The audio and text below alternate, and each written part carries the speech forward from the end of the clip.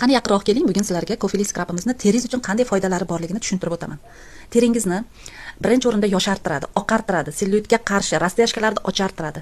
Har xil teri, kimdadir qora oq aralash bo'ladi, bir xilda ipakdek silliq qiladi.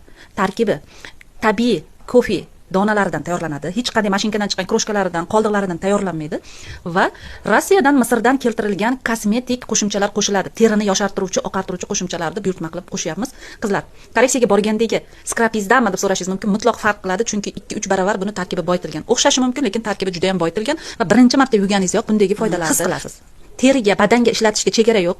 Har cho'milganingizda oxirida bunga 5-10 daqiqa vaqt ajratib, chiroyli qilib butun badaningiz bo'ylab surtab, ishqalab chiqasiz va o'zingiz o'sha zahoti kayfiyatingiz qanchalik ko'tarilganini bilasiz.